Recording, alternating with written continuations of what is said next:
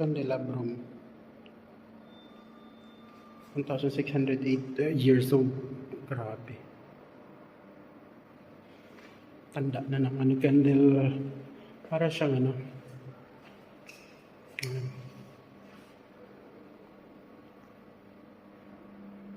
Tapos na yung tour natin dito sa museum ng opera. O ano? Duomo. Hindi ko alam. Duomo ba yun?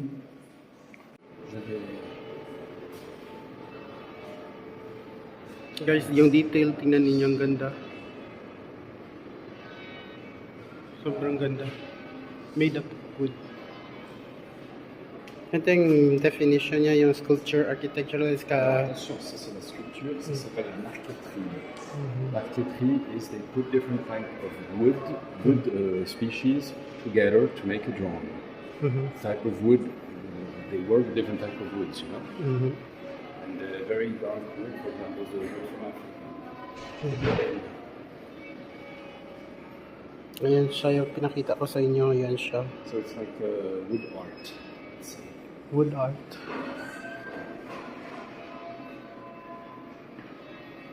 S'appelle la marqueterie. Look here, you have a lot of different type of woods. You make like drawings, but it's all made of. It's not just.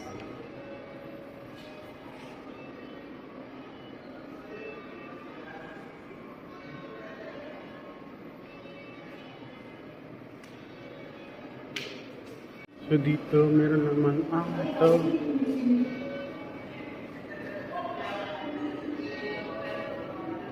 Three saints. Yan. Saint Trinerius, Pope Sixtus II, Saint Michael, the Archangel. Ayan. Wood and color metal and enamel. Ito ang explanation sa English. Ayan. Des os, des choses comme ça, os, personne mort. Yan, meron yan sa loob ng buto ng mga saint. Na meron din sa loob ng buto ng mga saint siya.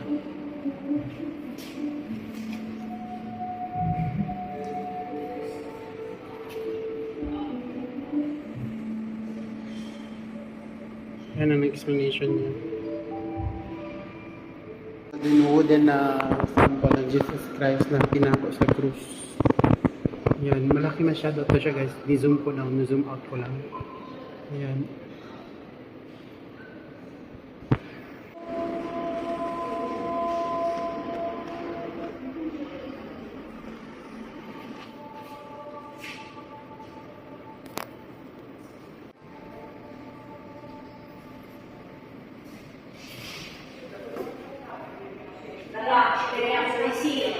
Ang iyan ng mga walang hiya.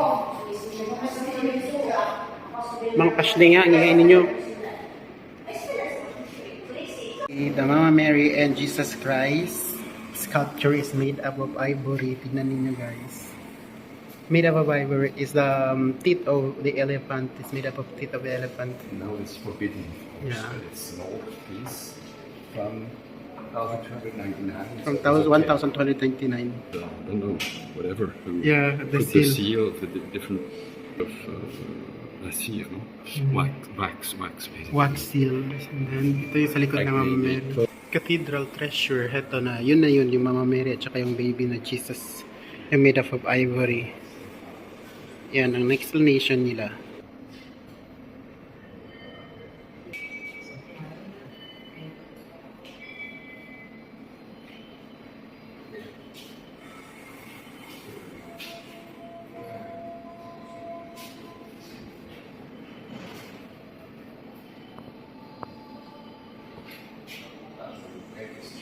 Guys, this one is also collection. Una domanda prendevi? Certo, E non la lo so. cintura? Sì, credo che sia la cintura. Sì. Ah, it's the belt. Sì, In English, so that I understand. It should be a belt. Because to me it's... This is a belt according to the... Girdle, I don't know what is girdle. Cintura, I It's guess a cintura, it's cintura. It's a belt. I don't know what they call it. Girdle, I never heard this word, so... Certo, girdle. Never seen it before. Okay, it's a belt, but it's Because so to me, I long. see how can he put the belt because it's very big. And we Okay, don't- this one is a belt, but I and think they what used to do, rotate it. like, And then hold up it. to here, down to there. And You then see? how do they hold it? Because there's no Maybe hole. something or something. Yes. Maybe I understand, but I really don't know what to do. Thank you for your. It's no more. Only the garden here and the view of the Leaning Tower of Pisa. BYE3 restaurant here. So guys, this is the end of our tour here in this museum. And then this is the materials that the Pope is using. Priest or whatever. Priest or Pope. It's so big. It's And very this is the Cope, social Cope of Gelasius II. very heavy. Imagine the weight of this. Yeah. And this is so small. What is this?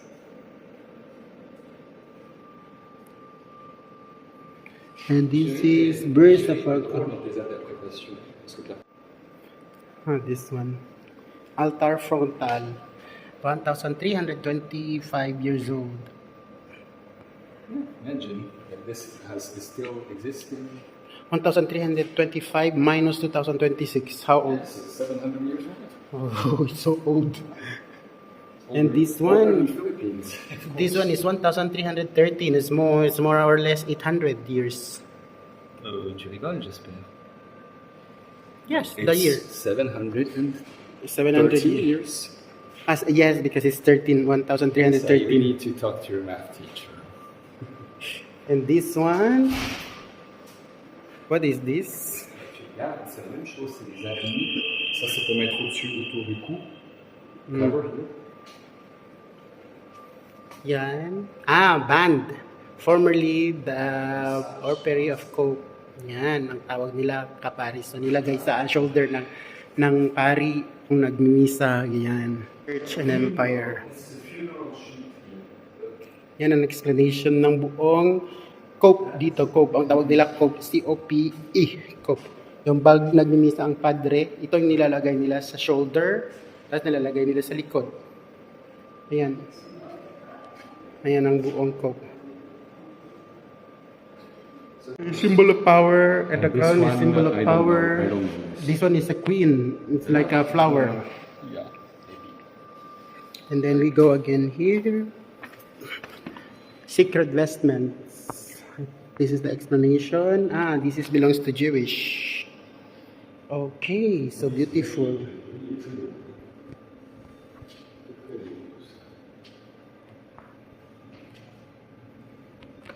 Six 1,622, 1,630 yung old niya. And this one also, tignan niyo guys, yung mga gamit ng priest at saka yung mga pope.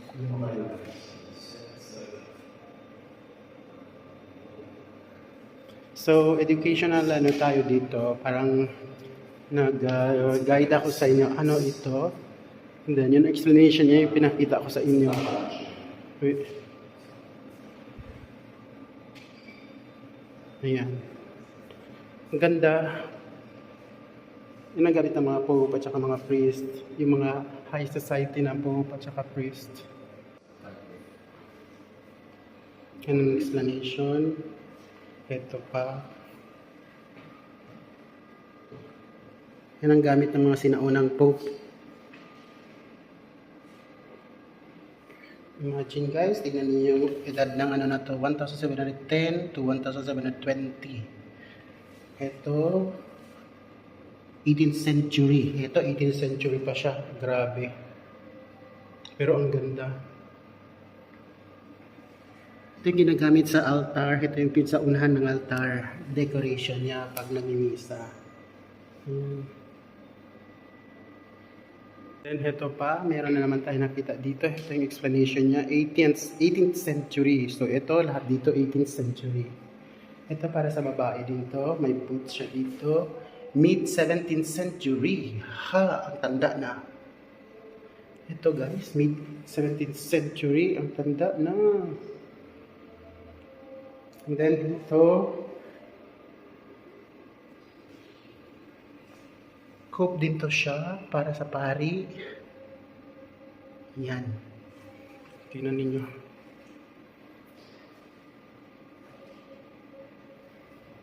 May botas. Yan. Yan yung sa ulo ng pari. And then ito, 1820 to 1830.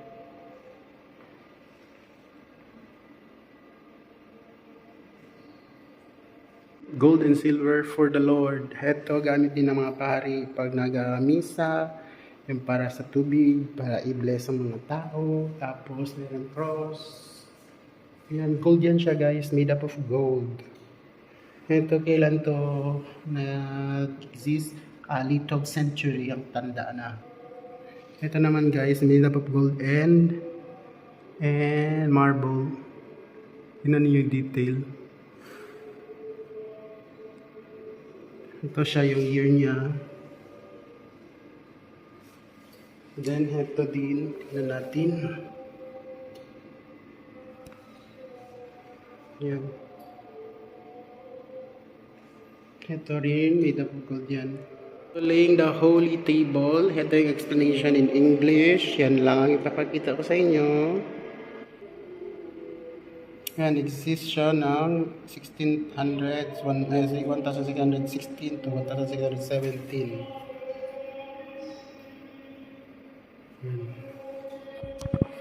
Yan ang gamit nila, panlagyan ng tubig, mga pari, pag nagmimisa, tapos nilalagyan ng ano-ano dyan. Yan.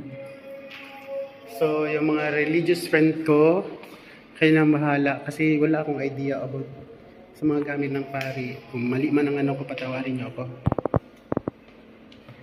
Mali man yung pinagsasabi ko kasi wala akong idea. Pinabasa ko lang dito. Yan ang Bible. Very old Bible ata to. Ito siya. Yan ang nakasulat sa buong nakikita natin dito. Ito yung crown ng pari. Yan. Ito pa yung gamit ng mga pari pag nagmimisa.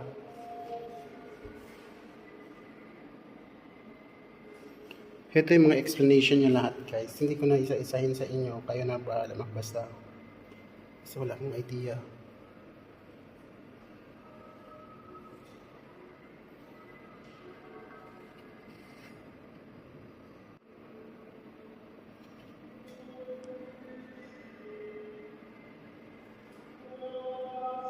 Meron dito nagpipray, Easter which celebrate the resurrection of Jesus Christ. Ayan. Tignan niyo guys, yung manuscript, parang kasulatan ganito dati. So, ilang years na to siya. Tignan natin. Oh, 15th century, sobrang tanda na.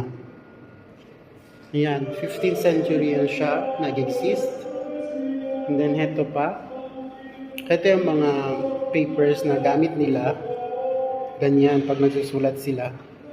Ito yung explanation niya. Second half of other 11th century. Illuminated parchment. Sobra. 11th century, ang tanda na.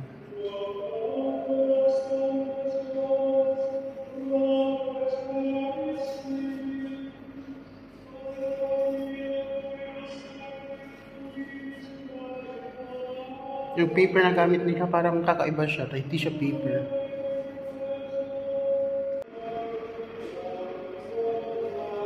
Ito pa. Ito, 13th century din. Scriptorium ang tawag. Okay.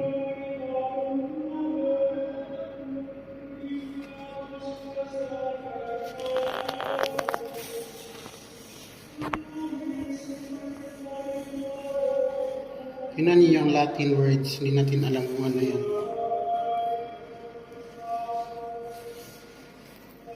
So, yun guys. Liturgy of the word. Yan. Ano ang explanation niya in English? Just as a scholastic, vessels remain as that Christ is on the altar with the blah blah blah. Heto na yung words ng the way sila magsulat. Heto na. Ipakita ko sa inyo muna yung years at saka anong book ang sinulat. Second half of the 12th century. At heto, 12th century din. Tignan ninyo guys, paano sinusulat ang mga anong yan. And then dito din. Yung isa yon parang hindi masyado matanda kasi ano siya 1524 ang 1524 pero itong dalawang to is 12th century. Ito yung sulat ng Latin, hindi natin alam paano basahin. Para meron lang kayong idea, ipakita natin paano yan ang mga words. Hindi natin alam, Latin words yan siya guys. Yan.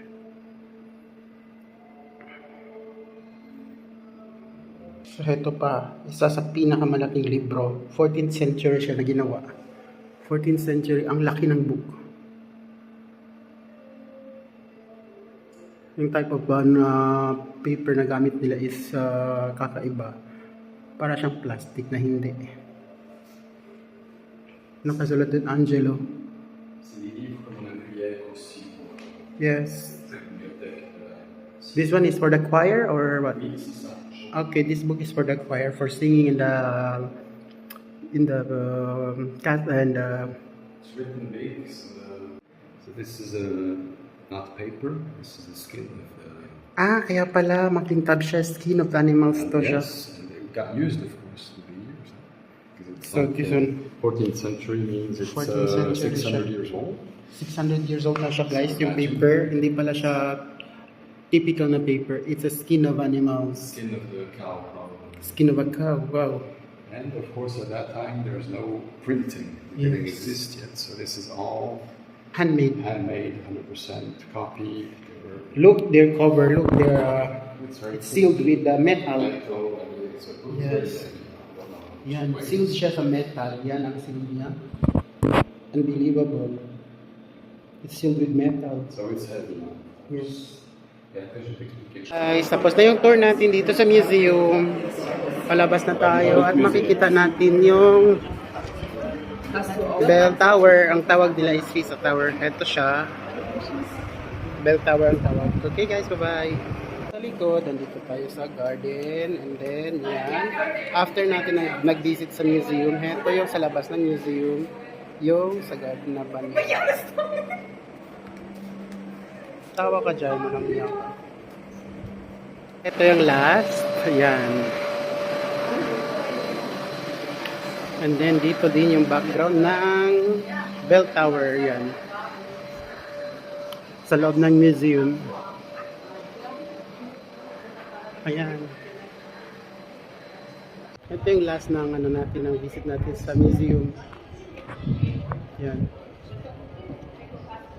Tapos, ito yung view natin dito sa labas. Makikita ninyo. Taran!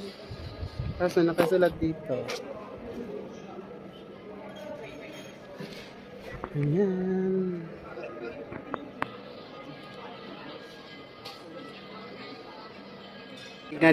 Kanya-kanya discard yung mga tao na nagpipicture ganyan. Ici, c'est bien. On va prendre nous deux avec la photo. Okay. Tingnan ninyo, hindi siya straight. Paslanting siya. Kanya-kanyang technique yung mga tao magpipicture. Tapos tingnan ninyo yung bata, umaakyat doon sa Tapos itong babae na tingnan ninyo. Para makuhanan lang ng magandang picture dito sa tower na to.